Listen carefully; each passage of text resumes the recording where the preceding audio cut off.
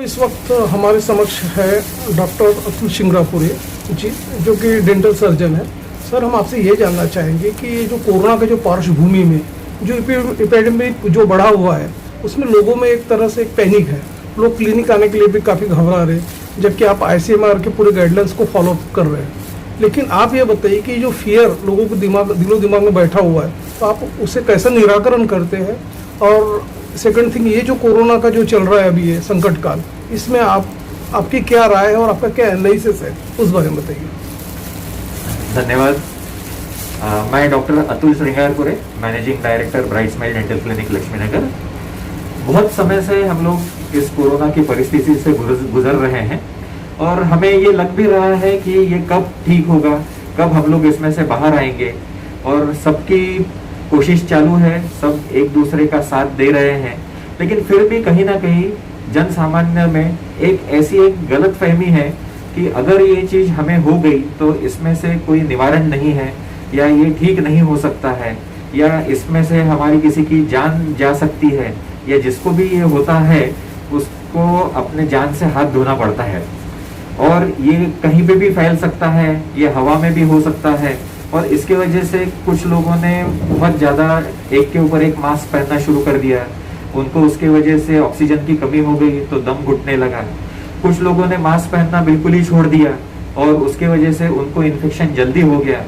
कुछ लोगों ने गाइडलाइंस फॉलो किए जो सरकार ने बनाई थी और सोशल डिस्टेंसिंग का पालन किया, यहाँ वहाँ बिना काम के घूमना बंद किया, वो जरूर सेफ्टी भी रहे। एक चीज है, एज अ डेंटल सर्जन मैं आपको बताना चाहूंगा कि अगर आपके दांत में दर्द है या आपको दांत या मसूड़ों की कोई बीमारी है जिसके वजह से आपको डेंटल क्लिनिक जाने की जरूरत पड़ रही है, तो आप बिल्कुल भी घबराइए मत।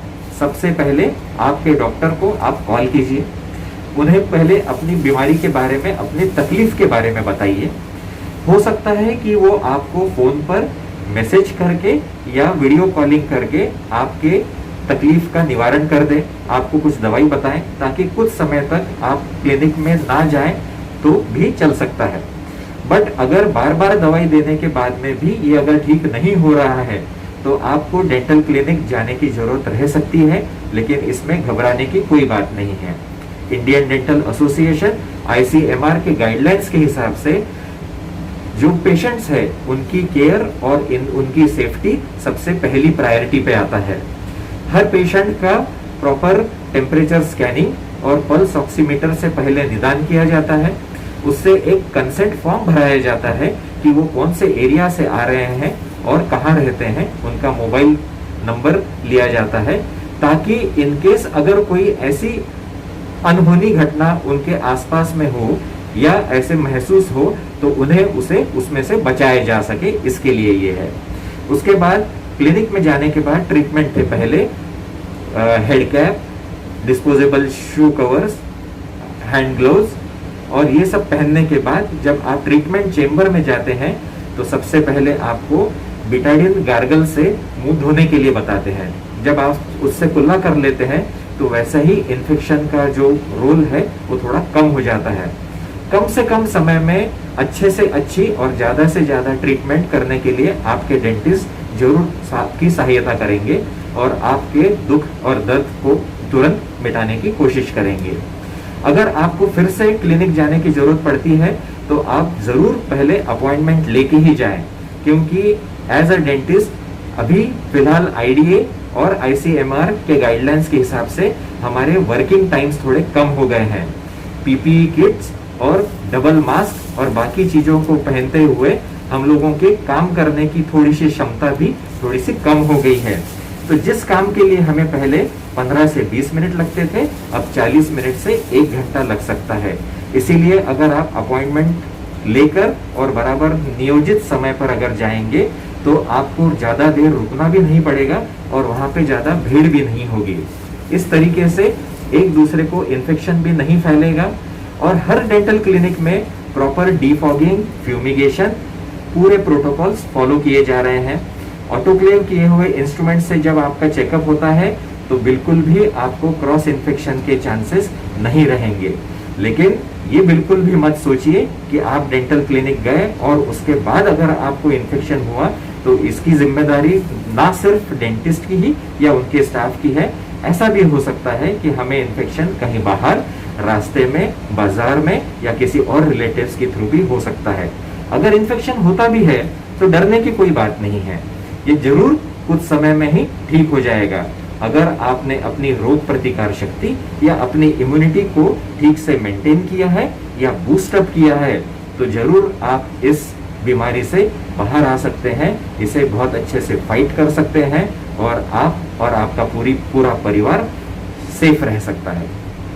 सर आमतौर पे ये देखा गया है कि जो प्रेग्नेंट लेडी है या जो अपना सीनियर सिटीजन्स है, उनको यदि सीवियर पेन भी होता है डेंटल से रिलेटेड तो काफ़ी आने के लिए वो घबराते क्लिनिक में, क्योंकि उनके दिमाग में एक संभ्रम ये होता है कि ICMR के गाइडलाइंस के हिसाब से प्रेग्नेंट लेडी हो गया, सीनियर सिटीजन्स को क्लिनिक में जाने के लिए अनुमति नहीं दी गई है। तो ऐसे में ये जो प्राइवेट जो प्लेयर्स है, जो ऑनलाइन ट्रीटमेंट का एक प्लेटफॉर्म उन्होंने ओपन किया हुआ है, तो ऐसे लोग उनको एक्सप्लॉइट करते हैं। तो इस बारे में आपका क्या स्टैंड है?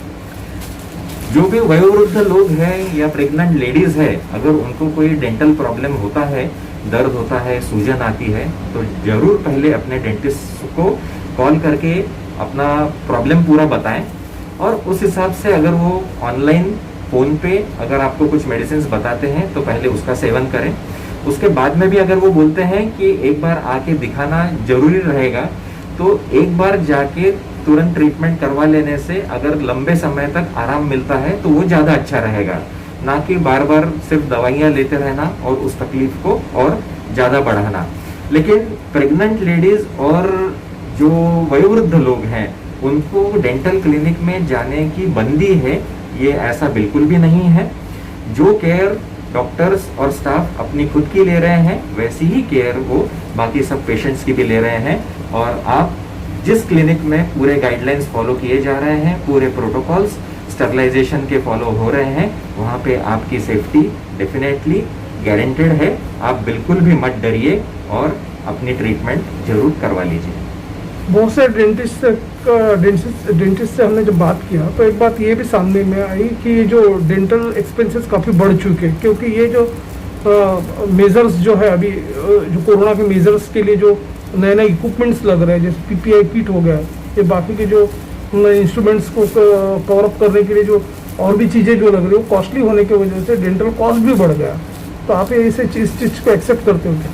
हाँ, डेफिनेटली, क्योंकि जो पहले के प्रोटोकॉल्स थे और अभी के जो प्रोटोकॉल्स है उसमें काफ़ी फ़र्क आया है। पहले जो डेंटल सेटअप्स हुआ करते थे वो OPD बेसिस पे चलते थे, इस टाइप से होता था। और अभी सडनली ऐसे चेंजेस आ गए कि जहाँ पे ICU में जैसा सेटअप होता है वैसा डेंटल क्लिनिक में करने की नौबत आ गई है। तो आप हम लोग सब समझ सकते हैं कि अगर हम लोग किसी डॉक्टर के पास जाते हैं और सिर्फ OPD में अपना कुछ निदान करके वापस आ जाते हैं तो उसमें कम पैसे लगते हैं, लेकिन वही चीज़ हम लोग अगर ICU में जाके एडमिट रहते हैं तो उसके पैसे ज़्यादा लगने वाले रहते हैं। तो उसी तरीके से डेंटिस्ट्री में अपनी सेफ्टी को लेते हुए और ट्रीटमेंट्स को प्रॉपरली कंप्लीट करने के हिसाब से कुछ जो गाइडलाइंस आए हैं उसमें जो सेटअप कॉस्ट है या इंफ्रास्ट्रक्चर कॉस्ट है वो काफ़ी बड़ा है। PPE किट में भले ही बहुत ज़्यादा खर्चा नहीं होता है, लेकिन जो ऑटोक्लेव्स रहते थे, जो केमिकल्स यूज़ किए जाने वाले हैं या जिस प्रकार से डिस्पोजेबल चीज़ों का अभी बहुत ज़्यादा यूज़ हुआ है उसके वजह से डेफिनेटली आप एक्सपेक्ट कर सकते हैं कि 30 से 40% ट्रीटमेंट की कॉस्ट में वृद्धि होगी। और वो वैसे वाजिब भी है, क्योंकि अगर ऐसे समय में सिर्फ दर्द सहन करते रहते हैं और सिर्फ दवाई लेते रहते हैं तो अपना प्रॉब्लम और ज़्यादा बढ़ सकता है, जिसके लिए अपने को ज़्यादा खर्चा आ सकता है। तो उससे अच्छा 30 to 40% का जो एक्सपेंस हाइक हुआ है वो डेफिनेटली वैलिड है और सभी लोग उसको एक्सेप्ट कर भी रहे हैं। ICMR की गाइडलाइंस के हिसाब से जो कुछ भी प्रिकॉशनरी मेजर्स लेना चाहिए आप सब लोग ले रहे हैं डेंटल क्लिनिक वाले। और सेकंड थिंग देखा गया है कि ऐसे पेशेंट जो काफ़ी डाउटफुल है, सस्पिशियस है, आने के बाद उनकी ट्रायल हिस्ट्री तक सस्पिशियस रहती है, तो ऐसे पेशेंट्स को गवर्नमेंट जो एजेंसी है जैसे NMC है या GMC है, तो उनके साथ आप लोगों का क्या कैसा कोऑर्डिनेशन रहता, उस बारे में बताइए। NMC ने हम लोगों को बताया हुआ है कि सबसे पहले आपने सबका टेम्परेचर स्कैनिंग करना चाहिए, उसके बाद पल्स ऑक्सीमीटर से ऑक्सीजन सैचुरेशन चेक करना चाहिए। तो एक प्रॉपर हिस्ट्री लेनी चाहिए, क्योंकि कभी कभी ऐसा भी हो सकता है कि जैसे थोड़ा सा भाग दौड़ करके आए हैं या जल्दी जल्दी में आए हैं, तो उसमें भी थोड़ा सा आपका ऑक्सीजन सैचुरेशन कभी कभी कम होता है। लेकिन जो कोमॉर्बिडिटी वाले पेशेंट है, जिसको लॉन्ग टर्म डायबिटीज़ है या बाकी लंग्स का इन्फेक्शन रहता है या अस्थमा का वगैरह प्रॉब्लम है, और उसमें टेम्परेचर कंटिन्यूस ज़्यादा है, ऐसे पेशेंट्स के लिए डेफिनेटली है कि जो अभी ट्रीटमेंट रिक्वायर्ड है या जो अभी तकलीफ है उसको पहले ठीक कर दें, दर्द कम कर दें, और बाकी की जो ट्रीटमेंट है फिर उसको बाद में आप उसको अटेंड कर सकते हैं। अगर ऐसा लगता है कि ये प्राइवेट क्लिनिक में आपके सेटअप में ये नहीं हो सकता है, तो सभी डेंटिस्ट यही सजेस्ट करते हैं कि या तो गवर्नमेंट मेडिकल कॉलेज या बाकी जगह जहाँ पे इन चीज़ों को प्रॉपरली और अच्छे से हैंडल किया जा सके, वहाँ पे जाके आप उसको अटेंड कर सकते हैं। सर, ये कोरोना का इन्फेक्शन अभी पीक पर है, ऐसे में देखा गया है कि जो जितने भी जो डेंटल हॉस्पिटल्स है उसमें जो ओपीडी में काफ़ी गिरावट आई है। सही बात है। तो उसका इफेक्ट आपके इस पे भी हुआ क्या, व्यवसाय पे, बिजनेस पे, उस बारे में बताइए। जरूर हुआ है। मतलब जैसे कि सब जन सामान्य लोग भी डरे हुए हैं, वैसे डॉक्टर्स भी डरे हुए हैं, क्लिनिक के स्टाफ में भी डर है, और जो लोग क्लिनिक में आके काम कर रहे हैं उनके घर परिवार में भी काफ़ी डर है। तो जहाँ तक हो सके, क्योंकि टाइमिंग कम हो गए हैं, एक साथ 4 से ज़्यादा पेशेंट क्लिनिक में नहीं ले सकते हैं सेफ्टी के हिसाब से, तो वैसा देखा जाए तो ओवरऑल अपना जो बिजनेस या प्रोफेशन का जो इनकम रहता है उसमें भारी गिरावट है। ऑन एन एवरेज 50% रिडक्शन हर चीज़ में आया है, जहाँ पे कॉस्ट अराउंड 30 to 40% इंक्रीज हुए हैं, लेकिन 50% बाकी चीज़ों में गिरावट भी आई है। Okay, thank you. मैं doctor Atul Shringarpure, bright smile dental clinic Laxminagar के मैनेजिंग डायरेक्टर। अभी जैसे हम लोगों को पता है कि कोरोना वायरस के वजह से सभी लोग पीड़ित हैं, हर शहर, हर गांव, हर जिला और हर देश में इस चीज़ की चर्चा है।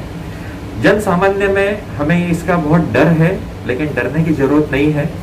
ये फेज भी एक बार कुछ समय के बाद निकल जाएगा, लेकिन हमें जरूर मास्क का उपयोग करना है, जरूरत ना हो तो बाहर नहीं जाना है, जहाँ कहीं भी जा रहे हैं सोशल डिस्टेंसिंग मेंटेन करना है, और जहाँ तक हो सके एक दूसरे को सहानुभूति देनी है, सहायता करनी है।